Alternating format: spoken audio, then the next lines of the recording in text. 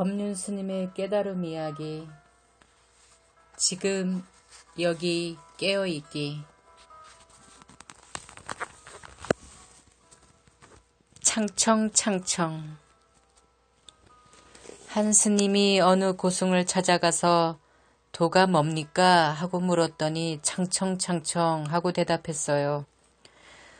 거기다 대고 뭐라 할 말이 없어서 그냥 돌아와 스승에게 물었습니다. 도가 뭐냐고 여쭈었더니 이렇게 대답하시던데 도무지 무슨 뜻인지 모르겠습니다. 그래? 그럼 너는 뭐라고 했느냐? 아무 대답도 못했습니다. 그럼 다시 가서 물어라. 물어서 상대가 창청창청 그러거든 너는 어험 하고는 상대가 어쩌는지를 살펴보아라. 그래 다시 가서 도가 뭡니까? 하고 물었어요. 창청창청 하고 대답하면 어험 하고 대꾸할 생각이었죠. 그런데 고승이 이번에는 뭐라고 했을까요? 어험. 그래서 스님은 다시 할 말이 없어지고 말았어요. 이렇게 깨달음은 흉내내어 얻을 수 있는 게 아닙니다. 누구에게 지침을 받아가서 이룰 수 있는 것도 아닙니다. 조사들의 선문답을 해석해서 이렇게 말하면 이렇게 대답하고 저렇게 말하면 저렇게 대답하면 된다 라고 하면 이것은 이미 삭구, 죽은 글입니다. 죽은 말입니다. 근본 교설이 교리로서 형상화되었을 때 대승불교가 그것을 법집이라 비판했습니다. 대승불교가 또다시 관념화되었을 때 선불교가 불림문자로서 그 관념을 깼습니다. 그런데 오늘날 선불교 또한 형상화되어 가고 있습니다. 그런 형식을 본받아 흉내낸다고 해서 해탈하는 게 아닙니다. 그러나 형식에 구애받지 않는다는 말이 형식을 무조건 다 버려야 한다는 얘기는 아닙니다.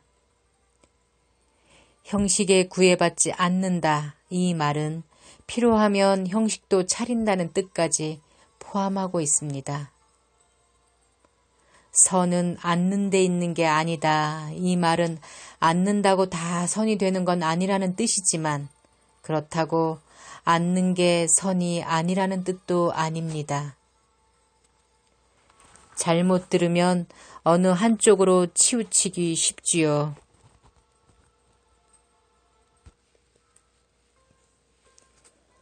아무 공덕도 없소이다. 선불교의 창시자, 다시 말해 선종의 초조는 인도에서 중국으로 건너온 보리달마 대사입니다. 달마 대사가 내가 선종을 만들겠다라고 말을 해서 선종이 시작된 것은 아닙니다. 그러나 나중에 선종이 성립되고 나서 살펴보니 누가 봐도 달마 대사로부터 시작되었어요. 그래서 선종의 제1조를 달마 대사라고 합니다. 2조는 해가, 3조는 승찬, 4조는 도신, 5조는 홍인, 6조는 해능입니다. 그래서 우리가 해능대사를 6조대사라고 부르는 것이지요. 7조는 남악회양, 8조는 마조도일입니다. 달마대사가 처음 인도에서 중국으로 왔을 때 당시 중국은 남북조 시대였습니다.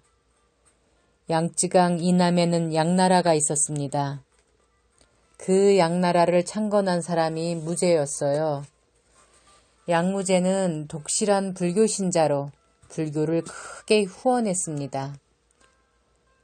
수많은 절을 짓고 경전을 번역해서 간행 유포하고 스님들도 많이 양성해서 불교의 성장에 크나큰 기여를 했습니다.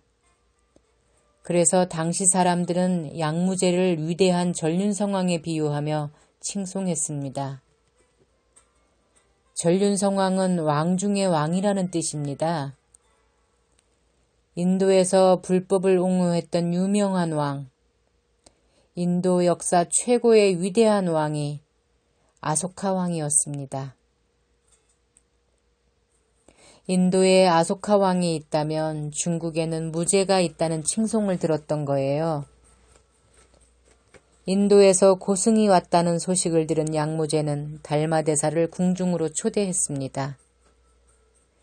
그렇게 만난 자리에서 무제가 달마대사에게 양나라 불교 현황을 쭉 설명하면서 자기가 절을 수백 군데 짓고 경전 수십만 권을 번역 유포하고 승려들을 수천 명 양성했다고 이야기했어요. 굉장한 업적이지요. 그러고 나서 이렇게 물었습니다. 대사, 이만하면 내가 지은 공덕이 얼마나 되겠소? 쌓은 공덕을 고승에게 증명받고 싶어 은근슬쩍 물어본 게지요. 경전에 보면 아이들이 모래밭에 장난으로 부처님 얼굴을 그리고 장난으로 탑을 쌓아도 공덕이 한량 없어서 성불의 인연을 짓는다는 말이 있습니다.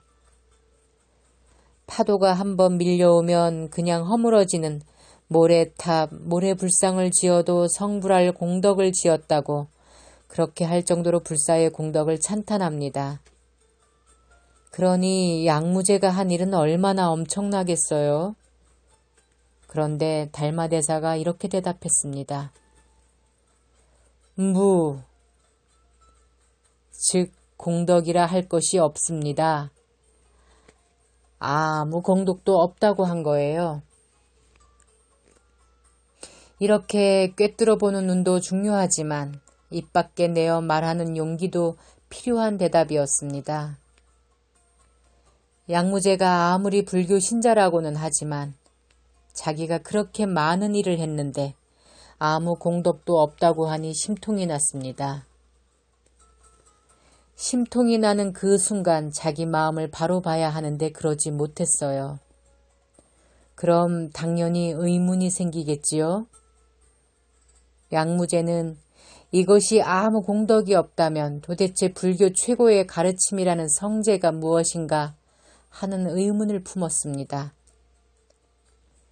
양무제는 절을 짓고 경전을 유포하며 승려를 양성하는 것이 불교의 최고 이상을 실현하는 길이라 믿고 그러한 보시를 해서 한량없는 공덕을 지었다고 생각했는데 공덕이 없다 하니까 마음이 상하기도 하고 의문이 들기도 한 거예요.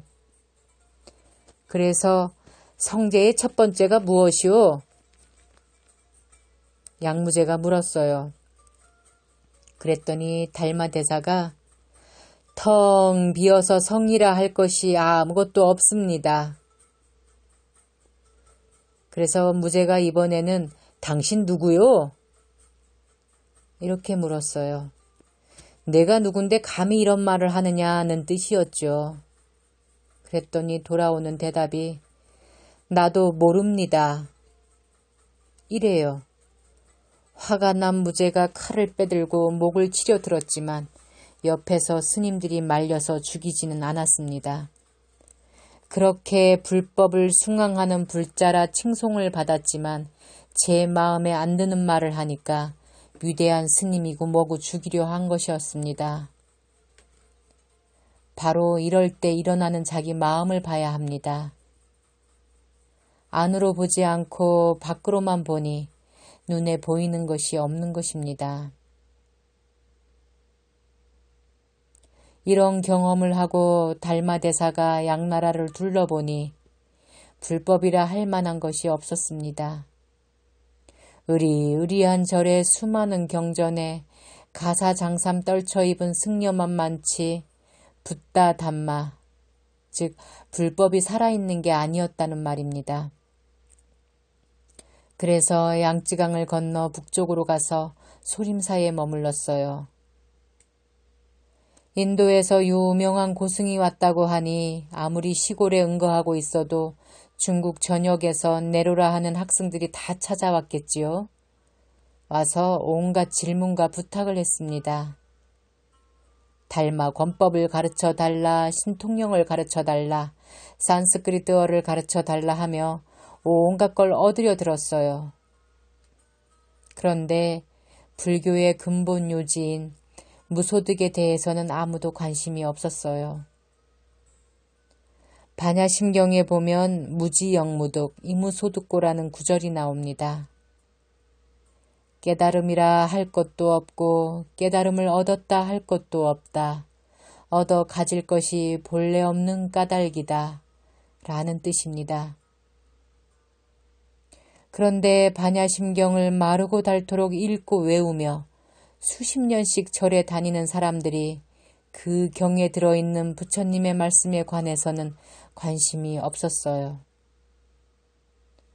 그렇게 다들 세속적 이익만 얻으려 드니 온갖 사람이 와서 온갖 말을 해도 대사는 아무 대답도 하지 않았어요.